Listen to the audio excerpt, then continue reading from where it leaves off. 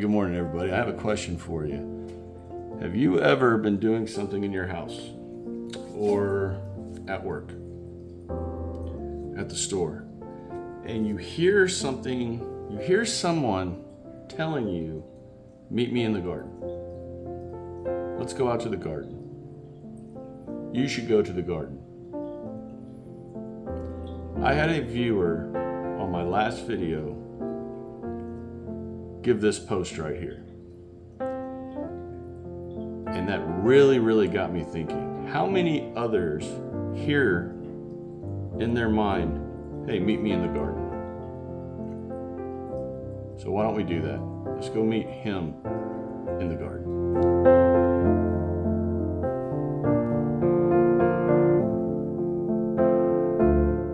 Honestly, think about it. How many of us hear those types of words? It doesn't have to literally be meet me in the garden, like how that viewer hears him talking to her, but something to that effect, right? Meet me in the garden. Well, why would he want to meet you in the garden? Think about it. Why would God be calling you to your garden? Now, in the last video we discussed, one, because he is the gardener. That is what he is. He's a gardener. And we as gardeners and Christians have that bond with him in the garden. Now for me, coming out here and walking around and just seeing, I mean, seriously, look at those sunflowers, y'all. Look at how beautiful those are. And then we turn a little bit here and check out that wisteria right behind me, that beautiful purple. That is his creation. So what does the garden mean for me? I'm going to show you all another patch of sunflowers. It's going to blow your mind, but hold on. Being out here in my garden is like a quiet time for me. And I'm sure it is for a lot of others. I can just walk around out here with no stress, looking and seeing what is growing, what's not growing, how I need to water this plant more, fertilize this one. Do we have pests? Oh, check out this pollinator doing its job. You know what I mean? This is just a quiet time for me. And a lot of times when I'm out here, I'm thinking of things. And like this video series, it was out here where I first heard the call to do these video series, to start doing these videos. So, meet me in the garden. Okay, so to me, the first word that popped in my mind when I read that, meet me in the garden, is fellowship. Fellowship with him in the garden, in your quiet time, in your happy place. So let's talk about the word fellowship, because to me, that is what I got the moment I read that message. And the word fellowship has some pretty cool biblical and historic ties to everything. Like, the word's been around a long time because we are social beings, and fellowshipping with him in your garden, I mean, how amazing is that, right? Because this is also his garden. Let's be real. Your garden is his garden. All right, so I told you I would show you these sunflowers. Yo, look at those beautiful hydrangeas right there. But look at all of those sunflowers. Just gorgeous. And look at that tall one. That's easily over 10 feet tall. Boy, if that isn't God's creation. And check it out. We got a wasp in there patrolling. Or wherever it went, right there. Looking for stuff to eat. I know this is a Bible video, but hey, red wasps have a bad rep. Just let them do their thing. Trust me, they're out there to help. Just give them their space. And I do want to say thank you for the overwhelming support and reaching out through your comments on the first video, which I'm putting up right here. That has absolutely blown my mind, and I am eternally grateful to everyone who's jumped on board with this goofy dude in his backyard talking about the Bible and gardening. Okay, so let's talk about the word fellowship, right? Now, what does the Bible say about fellowship? Okay, so I did a lot of research, put a whole bunch of stuff together, and this is kind of what I've come up with. The Bible uses the concept of fellowship extensively, highlighting both fellowship with God and fellowship with other believers. Several key verses emphasize the importance of sharing in faith, resources, and experiences with one another, as well as maintaining a close relationship with God. Yeah, that's pretty much it, y'all. Fellowship. Now, that word goes way back for me. I can remember being a young boy in Vine Grove Baptist Church there in Vine Grove, Kentucky, back in the 80s, mid to late 80s, and every Wednesday there would be a dinner before service or before what they did for the kids, like Royal Ambassadors and stuff like that. I remember it being called Fellowship Dinner. I asked my mom, she doesn't really remember, but that's what is in my mind, Fellowship Dinner. So that word goes all the way back, and even then I understood what it meant. It meant everybody getting together to fellowship, to talk with one another, to be with one another. And let's get a little bit more into depth on that. So the definition for fellowship, according to dictionary.com, a friendly association, especially with people who share one's interest. Yeah, absolutely. Just like right now, everyone watching this video, we have two interests that we share at a minimum: gardening and the Bible, Jesus Christ, God. Worshiping, fellowshipping. So yes, we definitely have that one. The biblical context of fellowship. Now this is where it kind of gets kind of cool. The shared experience in unity among believers in Jesus Christ, often described as a spiritual and communal bond. So if we think back, let's just take the disciples, right? 12 of them, they followed Jesus around, and even watching him create the miracles and do the miracles, they still had doubts, but they were always with him. And the Last Supper was fellowshipping. They were fellowshipping in him, in his message, and he knew what was coming. So imagine what it was like for him to sit there knowing what was coming and being there with his people, being there with his brothers. You know, like, really think about that. It's crazy. And you know, like in the last video, we talked about the Garden of Gethsemane. Could you imagine going in there knowing that God, his Father, is asking him to do what he had to do? And even Jesus agonized over obeying. Think about that. That's wild, right? Like, what would we do? I know I'm getting off subject, but man, that blows my mind, y'all. Now, the word fellowship, and I'm not even going to be able to pronounce the Greek word for fellowship, so I'm going to put it up on the screen right here, is this word. And it is a concept. It's a Greek term meaning partnership, sharing, and communion. This shared experience involves mutual support, cooperation in God's work, and a deep eternal relationship with both Christ and one another. So literally that word translates to fellowship. Now here's where we start to get pretty cool here. Or here's where it kind of gets cool. The biblical context. The word is used in the New Testament to describe the community of believers, their shared faith, and their relationship with God. Now the first place that this word is mentioned, fellowship is mentioned, is in Acts 2, chapter 2, verses 42 through 47. These verses describe the early church, or the first church, saying they, quote, continued steadfastly in the apostles' doctrine and fellowship, and in breaking bread, and in prayers. So like right there, fellowship dinner, we were breaking bread together. And even though I was a little kid, and I obviously didn't understand the deep significance of it, that's what we were doing. We were breaking bread with each other. When I have parties or get-togethers at my house, I call it a fellowship. We are fellowshipping together. We are breaking bread. We are having dinner together. And it's just a bunch of friends getting together and fellowshipping with one another. It's amazing, right? How many of y'all do that out there? Have get-togethers. It doesn't have to be biblical in nature or gardening in nature, but how many of y'all have, quote unquote, based on the definition, fellowships at your home? Obviously for the holidays, but other than that, right?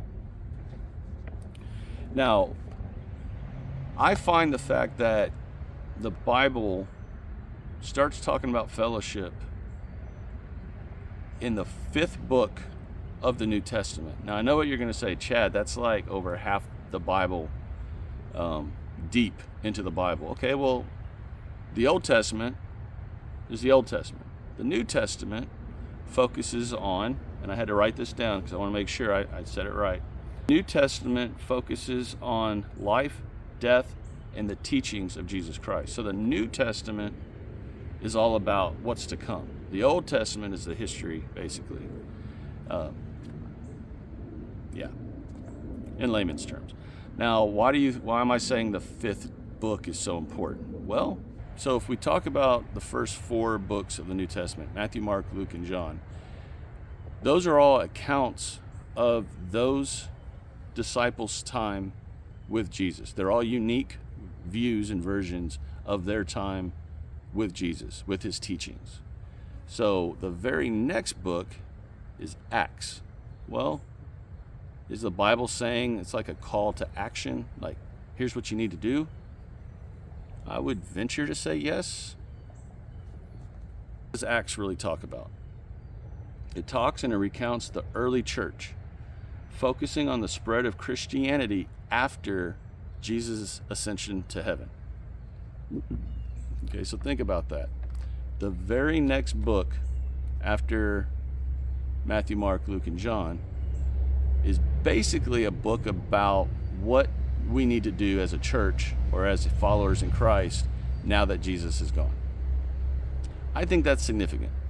I could be reading too deep into all this, but I think that's a significant thing, that they put that book of Acts, and I'm going to call it just action, call to action, right after the first 4 books of the New Testament. Now, on that note, at the end of this video, I'm going to have a call to action for all of us. You can call it a challenge, because if you follow the gardening part of this channel, I like to do challenges. But we're going to have a challenge that literally anyone watching this video can do. So more on that in a little bit. Let's talk about the relationship now between God and us, fellowshipping in the garden, and why that's important. So what I want to do is go over 5 key aspects of biblical fellowship. Now again, these are all written down, so I'm going to be reading them while I'm putting them up on the screen. And I'm going to tie them together with gardening. And you're going to see how right now.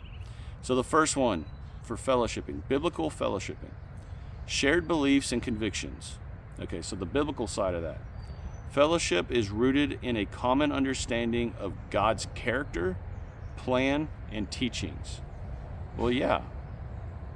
When you are fellowshipping in a biblical way, that's what we're doing, right? We're talking about his teachings. We're discussing God's plan for all of us. We're fellowshipping in the word of Christ, in the word of the Bible.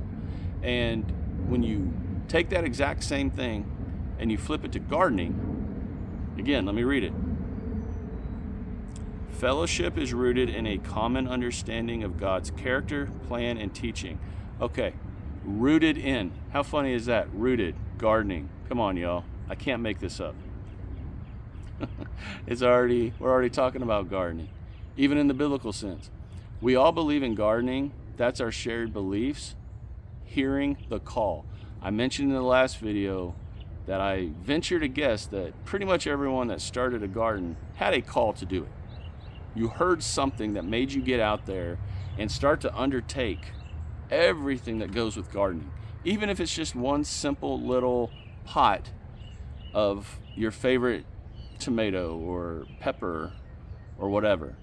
That is a call and a shared belief and convictions. I am absolutely convicted of being in the garden and of spreading our Lord's word. So right there, bam, done. Next one, mutual support and cooperation. Biblical side.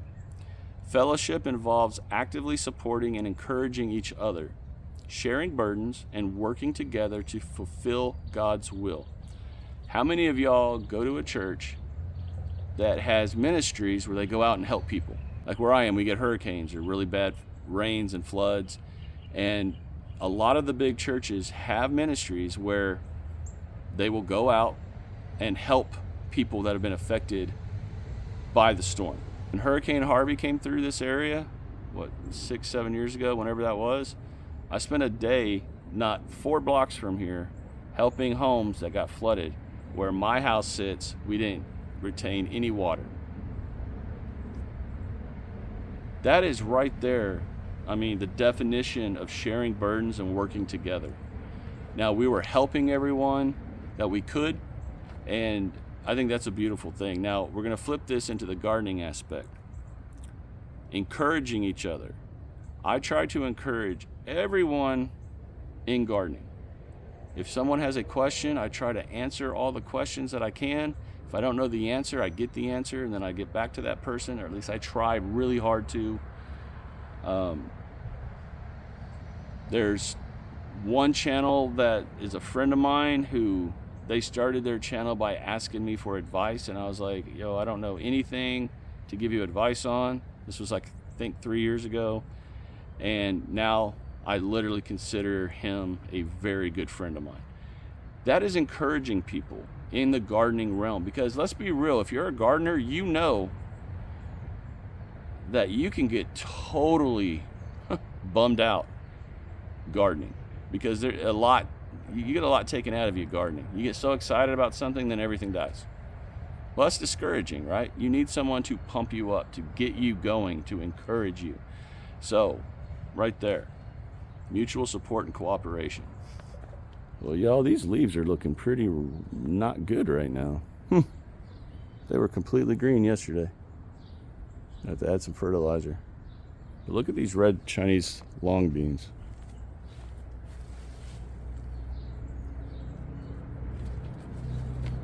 All right, come on. Gardening channel.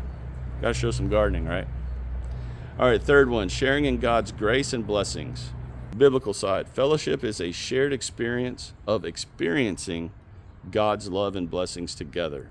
Now, anytime we go to church, anytime we're around other believers, we are going to hear stories that you cannot deny are blessings from God, right? On the biblical side of that, y'all, everything we do in the garden is a blessing. It is His blessing to us to allow us to garden in His garden. Let's be real. This is His garden. We're just the stewards of it, right? Everything growing right here is a blessing from Him. And as I spin the camera around, all of this is a blessing from Him. Well, I think this is from Satan. Squash vine borer, you got me. Like I said in the last video, duality, right? You saw all the beauty just now, and then that. It's like, come on. It's not good. Squash vine borers are little winged demons from Satan. Hate those things. Okay, serious note though. Fourth one, doing good works. Okay, doing good works. That could be what I just mentioned a second ago, going out and helping people that got hit by a storm. It could also be delivering food to the elderly or the infirmed. It could be picking them up and taking them to doctor's visits. You know what I mean? Like good works. And you're doing it to help them, not as some kind of personal way of achieving something. You're not getting a monetary gain, I guess is how I'd want to say this. You're doing it out of the goodness of your heart to help our fellow people, our fellow humans, our fellow brothers and sisters, neighbors, friends, loved ones. Biblical side. I'm getting tore up by mosquitoes, y'all. Biblical side. Biblical fellowship is not just about being together. It's about actively working together to make a positive impact in the world, reflecting Christ's love and service. So, Jesus was washing the feet of people, and we could easily be going out and helping people. Now, I have a table at my job where I take in canned goods, and I just sit them on the table, and anyone that needs food, they're more than welcome to take the food with them. I have a sign that says, please take what you need, but leave what you don't need for others who might need it. That is a very simple way, bombarded by bees. Dude, you gotta calm down, Hoss. That is a very simple way of helping people where they might not actively want to say, hey, I need some help, but they can take a few things that might get them through that day. Good works, right? Helping our fellow people. Very important. Again, we're encouraging people. And in the garden sense, this could easily be starting a little community garden, y'all. Or, I'm just brainstorming just now. I have a lot of kids in this neighborhood. I would love to be able to teach them gardening, but you got to be real careful with that in today's world, because your good intentions could be completely misstrewn. So that I don't do yet. Community garden, helping a neighbor with their garden, mowing somebody's lawn, etc. Just being a good person to help people. And mowing somebody's lawn. This is a personal story for me. Back in 2008, when I was in the Army, and I know I'm wearing a Marine hat, so yes, I was in both. I was in the Marines and the Army. All active duty, no reserve, 2 branches. 2008, I had to have back surgery. The disc completely blew out in my lower back. I've got rods and screws that hold it all together and all that. And it was a 3-month recovery process. But where we lived, just outside Fort Hood, I know the name's been changed, but I'm going to call it Fort Hood. They're just next to Killeen in Nolanville, Texas. I wasn't able to mow the grass. I was wearing a back brace, and it took me basically about 6 weeks to really be able to walk. And I was on a walker. So I'm 31 on a walker. Now, where I lived had a lot of military people around me. Now, I wasn't on base. I was off of base, but still there were a lot of military around me. We got a knock on the door one day. My wife at the time opened the door, and it was a neighbor like 3 houses down. He was a chief warrant officer. Now, if y'all don't know the rank structures, I was enlisted. Then you have warrant officers, and then you have all the officers that you hear about, lieutenants and captains and majors and generals and all that. Warrant officers are usually enlisted that then go through a warrant officer program that become a warrant officer. So they're like in the middle. They're still considered an officer, though. Definitely very much higher ranking than I was. And he had seen me trying to walk, because I'd go out on the driveway with my walker and try to get to the end of the driveway and back, and a little bit further and back. You know how it is. It's just a struggle. Anyway, he offered to mow my grass. Y'all, if you know the military, that's not the norm. Let's be real. So that to me is something that's always stuck with me. Someone of a higher rank knowing that his neighbor was hurting, needed help, and completely selfless helped me. That's God's grace right there. Absolutely. Something told him to go help me. And that something was definitely up there looking down, right? Okay, y'all. 5th one, fulfilling the other one, quote unquote, commands. Now, what am I talking about here? Biblical side. Fellowship is a practical way to live out the commands in the Bible that encourages believers to love, support, and encourage. I think I've probably already hit all these already. Love, support, and encourage. Literally, what we do as Christians is all of that on a daily basis. And I mean, that's just a blessing, right? It's amazing. Biblical side, or I'm sorry, garden side. I feel that I always try to encourage people on this channel through helping one another when they reach out to me, uplifting this amazing community of gardeners and now fellow Christians in this gardening community. I feel it's incredibly important for the one another commands. Do unto others as you would want them to do unto you. If I needed help, I would want someone to be able to help me. And I actually had that happen with Brian from Next Level Gardening, or Little Homestead Big Dreams. He has 2 channels. Go check him out. When I was a brand new gardener, or when I was a brand new YouTuber, I was going through the emotions of, what am I doing? Should I even be doing this? I'm wasting my time. I'm wasting other people's time. You know, all the stuff that you get going in your head. You get that little bird chirping in your ear, and the next thing you know, you're depressed and upset, and you're like, I had reached out to him when he wrote his book, which I'm putting up here on the screen. And if you've not read this book, I highly encourage you to go read it. If you're a gardener, go read it. Companion planting is amazing, and everything in this garden is companion planting. Everything. Now, him and I became friends. Last summer, Darian and I went out and met him out in California, had a great time out there, and I literally consider him an incredibly good friend of mine, very good friend. But he gave me the encouragement that I needed at that time.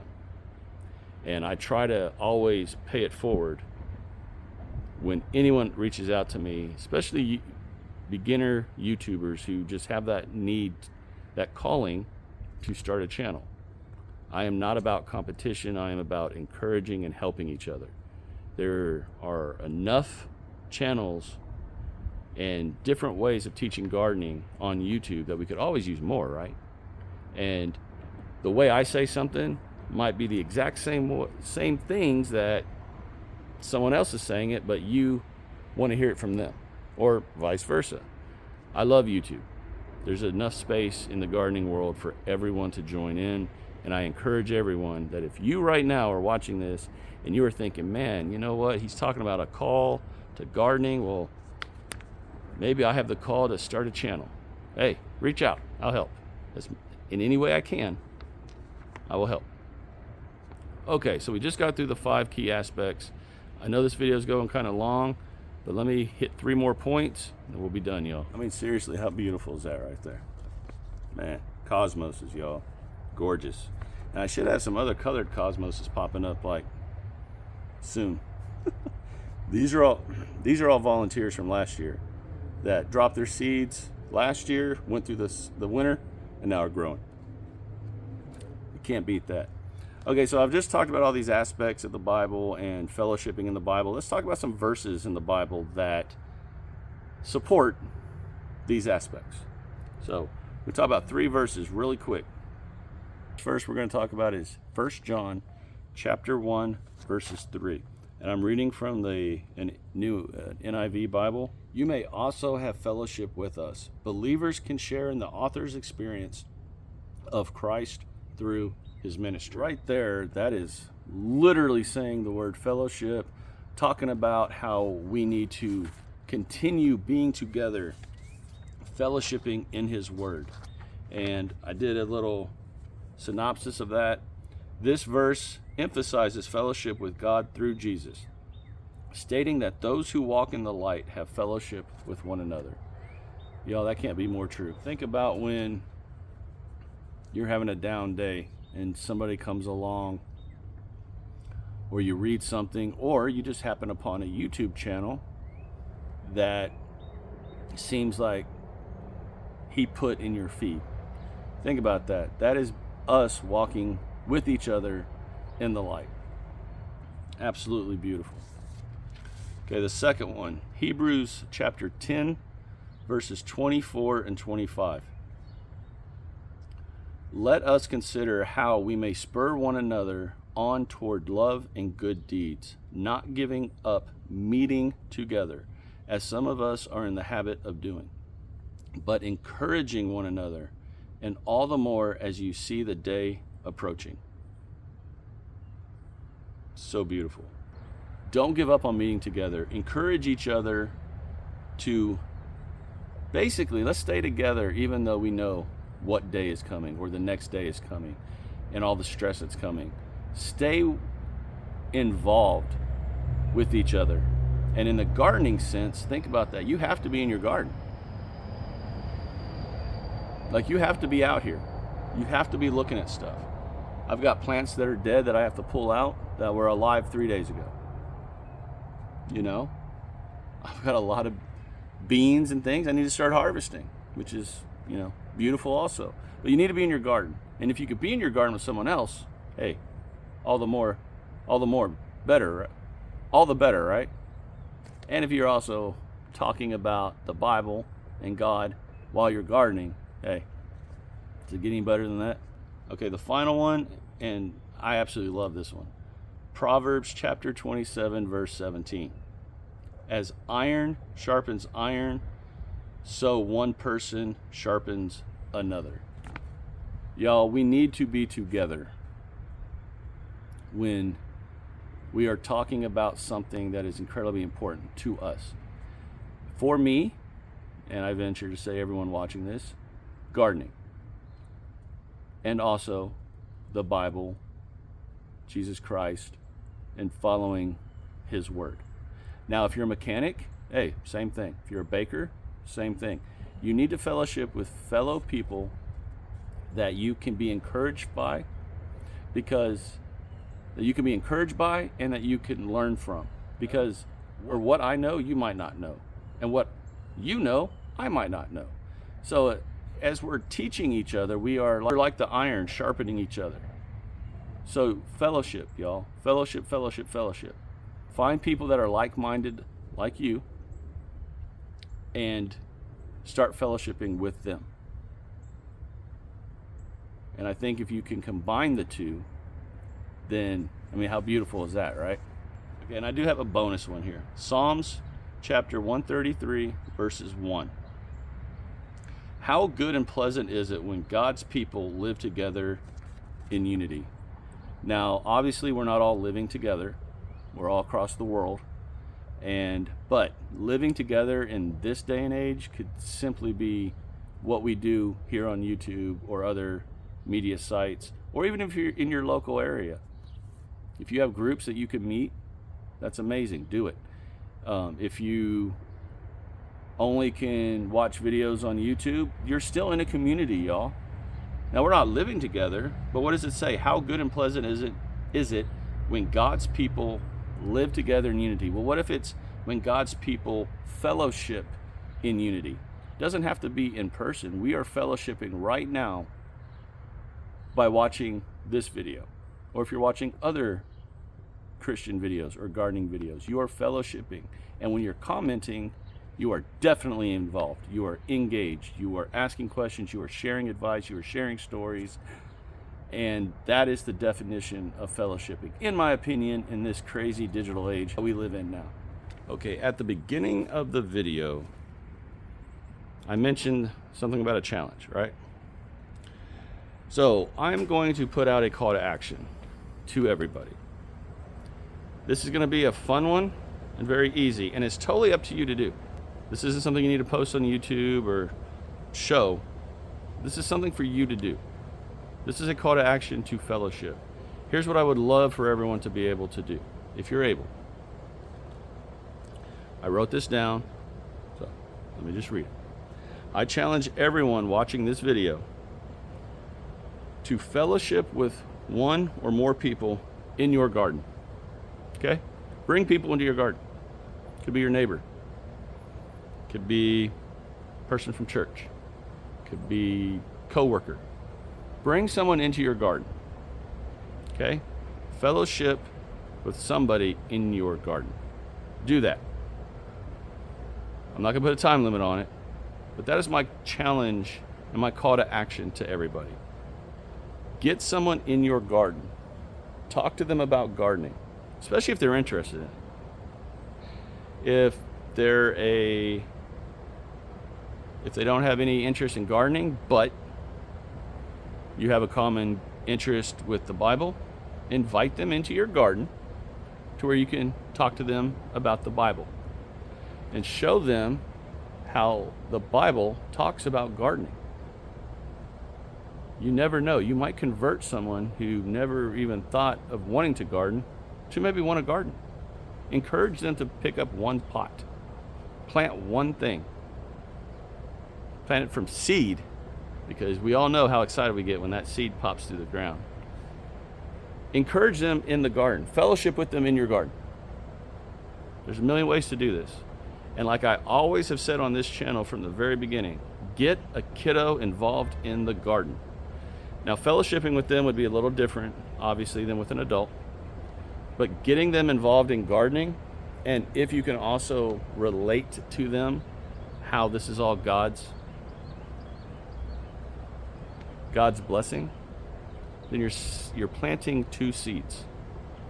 And how beautiful is that? Especially when those seeds grow.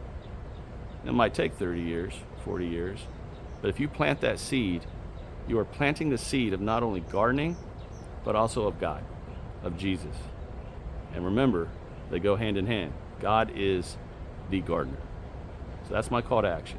All right, everyone, that is the video for today. I thank everyone again for the overwhelming support from the last video.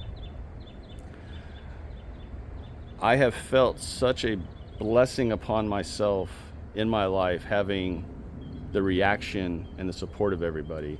I don't really know how to put it into words. I honestly wasn't expecting all that, and that just again shows if you listen to what God tells you to do and you just follow him, you reap the benefits and you reap the rewards. And to be completely honest, the rewards that really matter to me are all the comments, all the beautiful stories, some of them sad stories, but with beautiful messages. Keep them coming. Drop the comments to this video down below. Let's keep this new community of Christian gardeners going here on this channel and across YouTube. And I want to say this, if you hear something to the effect of meet me in the garden, y'all, stop what you're doing. Go out to your garden and do what I said in that first video. Just stand there for a minute or two, tune everything out, put your phone away, just listen. You might only hear birds. You might hear insects buzzing. But I would venture to say that if you hear something to the effect of meet me in the garden, that is God telling you to go fellowship with him in the garden.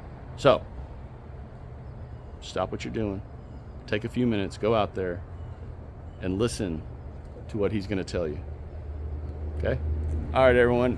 If y'all enjoyed this video, if you got anything out of it, if you learned anything, if you just want to talk and share stories and fellowship with all of us, please drop them in the comments, and also share, like, subscribe to this channel if you've not done so already. I want everyone to join this fast-growing community of like-minded gardeners and Christians here on YouTube. Everyone take care. May God bless each and every one of you. Continue to shine bright and harvest hard.